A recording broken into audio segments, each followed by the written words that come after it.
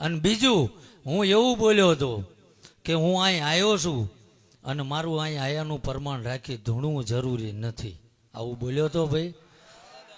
તો ભાઈ મને આમંત્રણ આપવા કોણ આવ્યું હતું? શું નામ તમારું? હું તો ઓળખતો નથી ને. તે દિન નકર મેં તમને ના જ પાડી હતી કે મારી પાસે ટાઈમ નથી ભાઈ. અને મને આ તો બધી દેવની સામું જોવું ને તારે હુજે. આ કંઈ હું ઘરે વાંચી ન આવ્યો, કારણ કે જેટલી જગ્યાએ અથડાતો અહીં પહોંચ્યો હોય, શું બોલવું એ ભૂલી જાઉં. સમજાય હે? પણ આ મઢીએ પગ મૂક્યો, આ ઉતારજો અને ના સમજાઈને પડે મારા મંદિર આવજો. એટલે હું કઈ કોઈ ચોપડાય નથી ખોલતો, પણ મારી આ કથા સાંભળવા અહીંયા આવતું હોય છે એવો જીવ એક મારી હારે બોલ્યો. અને મેં એને પૂછ્યું કે ભાઈ કોણ? તો એને મને એટલું નામ દીધું કે મારું નામ ગૌતમ છે. અને જો મારો ધર્મ ખોટું બોલશે તો કાલ આ માથું ઉતારીને ભોળાનાથના પગમાં નાખી દેવાનું.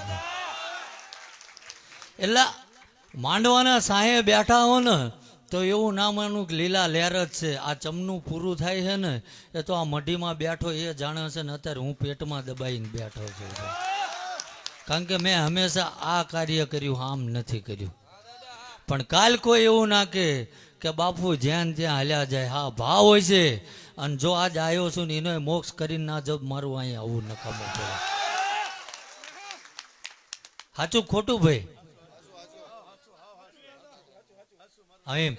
નકર હું તમને ન ઓળખતો. અને હજુય શું બનવાનું છે એ ભાળું છું. લખવું હોય લખાવતો જવું ભાઈ. પણ આ કથા પતે અને આ બજરંગદાસ બાપા, કદાચ હનુમાનજી મહારાજ અને રામે જ મને કદાચ પ્રેરણા કરી છે ને હું આવ્યો છું. સમજી વિચારીને ડગલું ભરજો તો જીવનમાં ક્યારેય પછતાવાનો વારો નહીં આવે. અને ના સમજાઈને પડે, કારણ કે અમુક વસ્તુ એવી છે કે જાહેરમાં ના ભૂલાય ભાઈ. ના સમજાઈને પડે મારા દરવાજે તાળું નથી. શું વાંક શું ગુનો, આ લોક તોડી મારે હાલવાનું ભાઈ. સમજાય હે ભાઈ? એટલે નકરી કથા વંચાયતી એવું ના માનો કે નકરી શાંતિ જ છે. ઉપાધિ આવવાની હોય ને તોય મને ખબર પડે.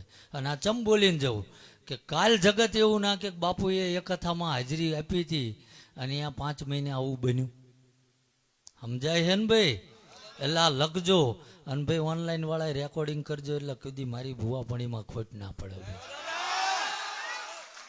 પણ જો કીધેલા માર્ગે હાલશો, કારણ કે આમનું કામ રહ્યું ને, આમને તો જ્ઞાન છે. અને જ્ઞાનથી પીરસીને એમને સમજો કે હાઈવે રોડ મળ્યો છે, બેની મંજિલ એક છે, પણ મારે જંગલમાંથી પસાર થવાનું.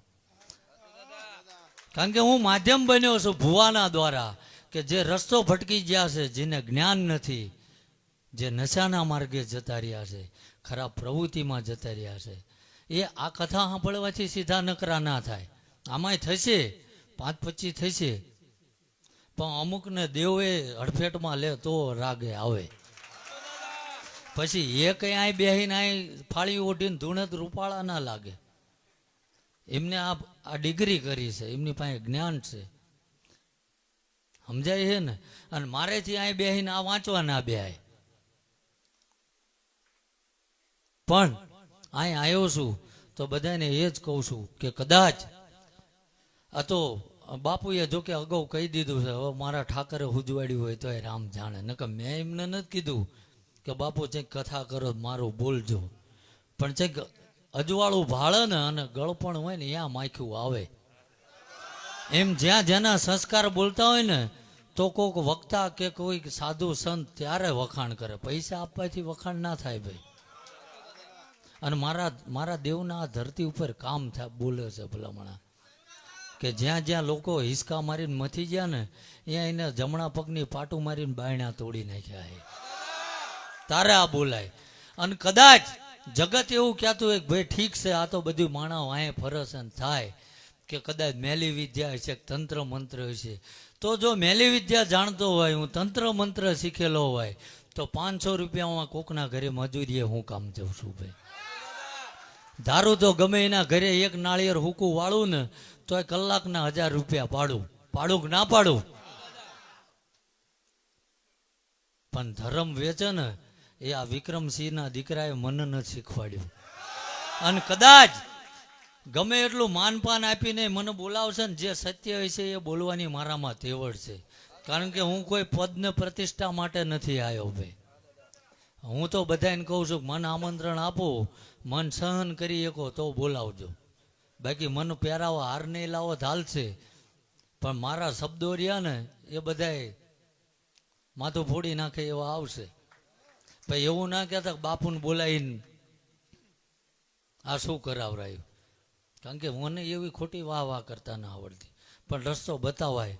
બીજું કે આજ જે કોઈ વરણ, હું તો 18 વરણને લઈને હાલું છું ભાઈ, કે નશાના માર્ગે જતા રહ્યા છો. નશો કરો ને એટલે તો પહેલાં આપણો ઈષ્ટદેવ હોય, આપણી કુળદેવી હોય, એ આપણેથી હજારો કિલોમીટર જતી રહે ભાઈ, ક્યારેય લમણું ના વાળે. કારણ કે હું નથી કહેતો, આ જગત કેવરાવે છે કે કદાચ આપણા ઘરમાંથી એક સાધુક સંત બને ને તો આપણે એવું કહેવી છે કે 72 પેઢી આની તરી. બાપુ કહેવી છે ને તો એક નમાલો જન્મે તો શું 72 ડૂબે નહીં ભાઈ? ડૂબે ને. એટલે આ એ પવિત્ર ભૂમિ છે ભાઈ, કે જ્યાં બજરંગદાસ બાપા જેવાને અહીં અવતરવું પડ્યું છે. અને જો તમને મને કુદરતે આ ધરતી ઉપર મૂક્યા છે તો કંઈક આપણા પ્રભાવના ભૂન છે. બાકી તો આટલી મોટી નવખંડ ધરતી છે, ગમે ત્યાં ના ફેંકી દે.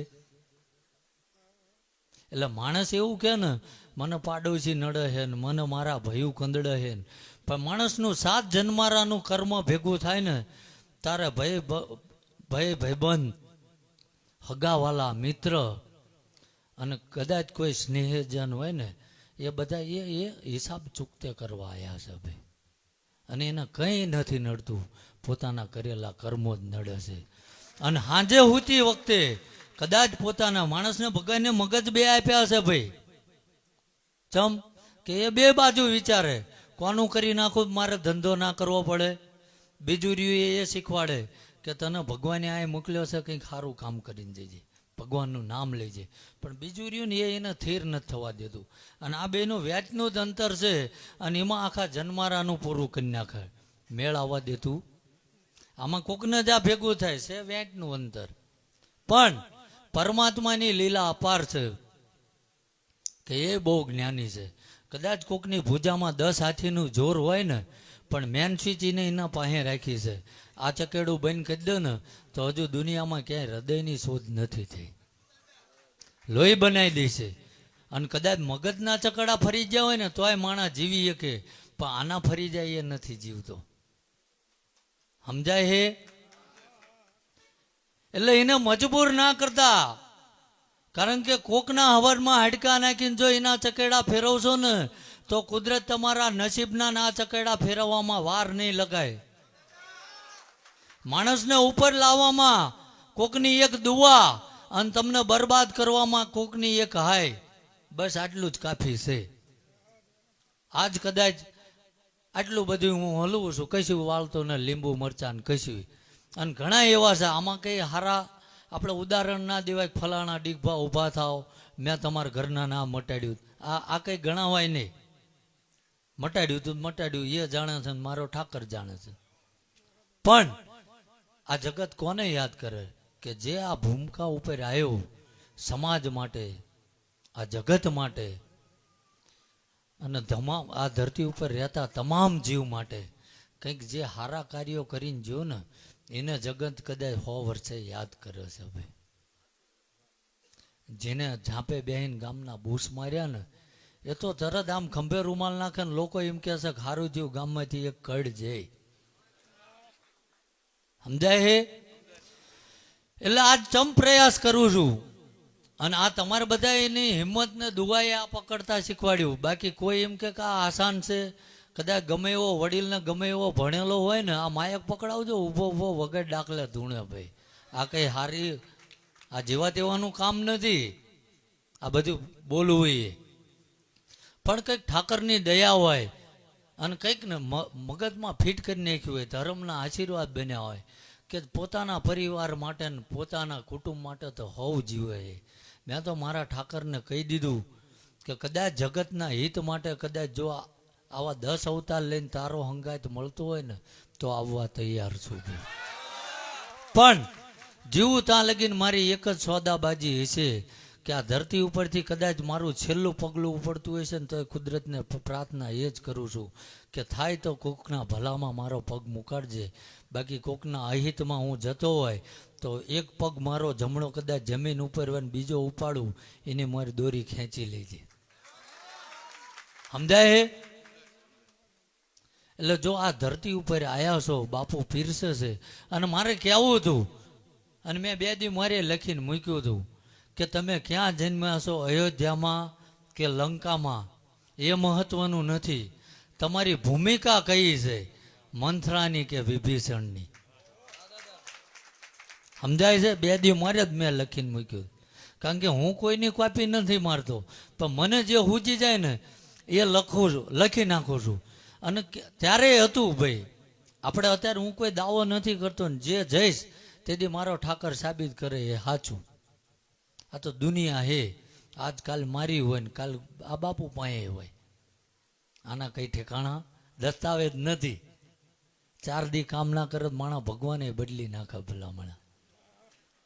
તો ભાઈ આવા ને આવા બાપુની હું પછી ગણતરી મૂકવાની. પણ કે જગતને પ્રયાસ કરું છું કે આજ આ બેઠા છો અને આમાંથી 5નો આત્મા જાગી જશે ને, મારું તો એક ખાલી ચિંગારી આપવાનું કામ છે કે ક્યાંક એની નાભીએ પુણે પડ્યું છે.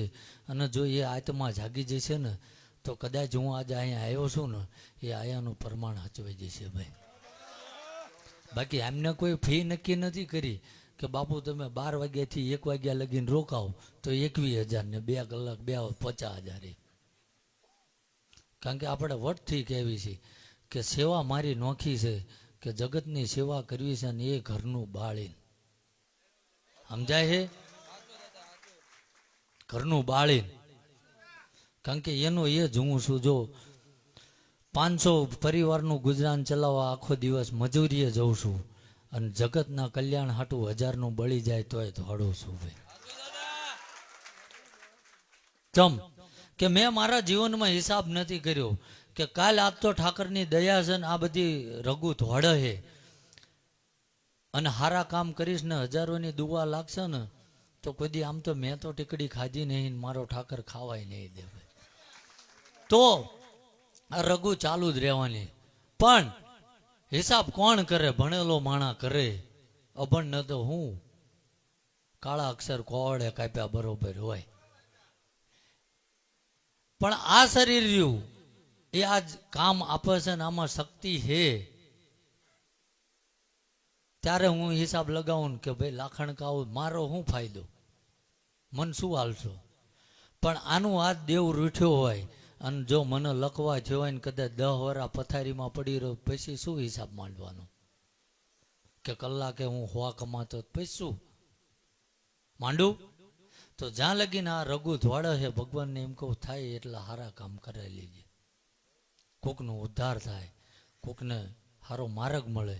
બાકી સાધુ સંતો સંન્યાસી તો કરે છે, પણ હું સંસારમાં રહીને મારો પરિવાર એક બાજુ મૂકીને આ બધી દોડા કરું છું ભાઈ. સમજાય કે મારું જપ તપ નોખો છે ભાઈ. કારણ કે જે મારી હારે વળગેલા છે ને એને બધાને ખબર છે કે 12 કલાક નોકરી કરું છું અને રાતે સીધો ઘરેથી હડી કાઢીને મંદિરે આવું છું અને આખી રાત લોકો હાટું જાગું છું અને પાછો દિવસ દરમિયાન નોકરીએ જાઉં છું ભાઈ. એટલે નાટક હોય ને તો 5-25 દાડા થાય, બાકી હારા ધાબળા ઉઠીને હોઈ જવું પડે. ઉસીનું લુગડું કેટલાક દી હાલે એમ એવું છે કે સત કંઈક કામ કરી રહ્યું છે તો જ આ રહ્યું એ શરીર દોડતું હોય, બાકી દોડાય નહીં.